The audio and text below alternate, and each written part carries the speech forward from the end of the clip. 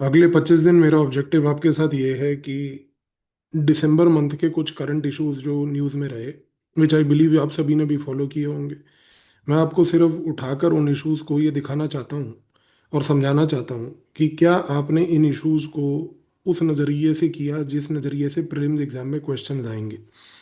Case in point की यहाँ पर बैकवर्ड लिंकेजेस को हाईलाइट करेंगे। अगर आपने इन बैकवर्ड लिंकेजेस को समझा तो आप देख पाएंगे कि आपकी प्रिपरेशन प्रीलिम्स के लिए राइट है या नहीं है। आइए देखते हैं सबसे पहला इशू। सबसे पहला इशू ये है कि गवर्नमेंट ऑफ इंडिया जो है उसने डिसाइड किया है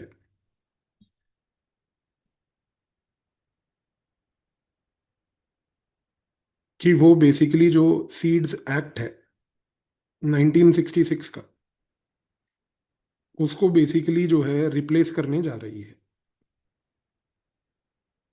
और एक न्यू लेजिस्लेशन यहाँ पर लाया जाएगा,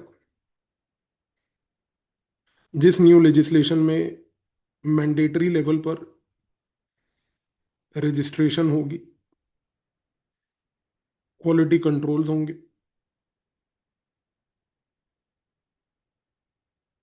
अकाउंटेबिलिटी मैकेनिज्म होगा एक पूरा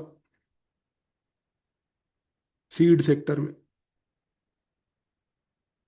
और सबसे बड़ी बात कि जितने भी प्राइवेट प्लेयर्स हैं उनको लेकर एक रेगुलेशन बना है और ऑब्जेक्टिव है कि जो फार्मर्स हैं उनको बेसिकली सब स्टैंडर्ड एग्रेरियन इनपुट्स जो हैं खास करके सीड्स के फॉर्म में उससे प्रोटेक्ट किया जाए। ये इशू न्यूज में आया था। अब क्वेश्चन ये है कि क्या आपने इस इशू के बेसिस पे ये समझने की कोशिश करी कि किस प्रकार के बैकवर्ड लिंकेजेस में क्वेश्चन यूपीएससी आपसे पूछेगा। कई लोग ये पूछते हैं कि बैकवर्ड लिंकेजेस क्या होते हैं, आपको पता है? अगर ये इशू सीड्स वाला पूरा न्यूज में रहा है सीड एक्ट को लेकर, तो बैकवर्ड लिंकेज यहाँ पर ये होता है सबसे इंपॉर्टेंटली कि ये पर्टिकुलर टॉपिक हमारे सिलेबस में प्रिस्क्राइब्ड जो सब्जेक्ट्स हैं उन सब्जेक्ट्स में क्या क्या टॉपिक सब यूपीएससी पूछ सकता है। अब जिस प्रकार से मैंने आपको ये ब्रीफ आइडिया दिया इस टॉपिक का, यूपीएससी यहाँ पर आपसे क्वेश्चन अगर प्रीलिम्स में पूछेगा इंडिया के सीड्स कंट्रोल ऑर्डर 1983 के बारे में, तो क्या आपके दिमाग में ये टॉपिक पढ़ते हुए ये सीड्स कंट्रोल ऑर्डर आया? सिमिलरली क्वेश्चन आएगा एसेंशियल कमोडिटीज एक्ट पे, तो क्या आपने जब ये टॉपिक को न्यूज़पेपर में पढ़ा तो एसेंशियल कमोडिटीज एक्ट पढ़ा? क्या आपने दिमाग में सेंट्रल और स्टेट लेवल की जो सीड कमिटीज हैं उनको पढ़ने की कोशिश करी? क्या आपके दिमाग में ये टॉपिक आया? Protection of plant varieties and farmers right act 2001,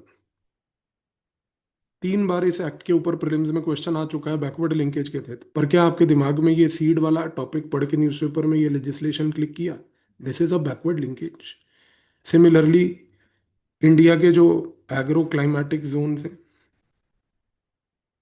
जिसको डिफाइन किया था प्लानिंग कमीशन ने, क्या आपके दिमाग में वो आए? इसके बाद इंडिया की सॉइल क्लासिफिकेशन जो आज की डेट में इन्फ्लुएंस करती है फार्मर्स के क्रॉप चॉइसेस को, ये एक बैकवर्ड लिंकेज है। सिमिलरली ज्योग्राफी के पर्सपेक्टिव से मैं बोलूँ तो concept of location specific agro productivity, ये एक बैकवर्ड लिंकेज है। सिमिलरली अगर हम देखें तो यहाँ पर seed as a factor in agro production, input factor, उसका क्या रोल होता है? प्रीलिम्स के पॉइंट ऑफ व्यू से ये क्वेश्चन आएगा, इनपुट फैक्टर।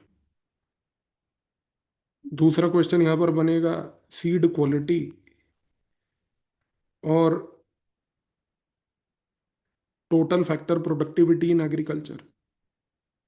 क्या आपने इस नजरिए से इसको ऑब्जर्व करने की कोशिश करी? Private inputs in agro research and development, आपने ये चीज को ऑब्जर्व किया? सिमिलरली अगर मैं बोलूं साइंस एंड टेक्नोलॉजी में बेसिक्स ऑफ प्लांट ब्रीडिंग, इसके ऊपर प्रीलिम्स में क्वेश्चन आएगा। इसके साथ साथ अगर हम देखें तो सीड सर्टिफिकेशन स्टैंडर्ड जो इंडिया में है, क्या आपने वो पढ़े? सिमिलरली यहाँ पर जब हम बात करते हैं बायो सेफ्टी अप्रूवल्स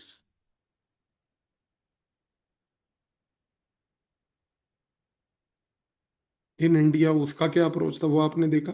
सिमिलरली आप देखो कि एग्रो बायोडाइवर्सिटी के जो कंपोनेंट है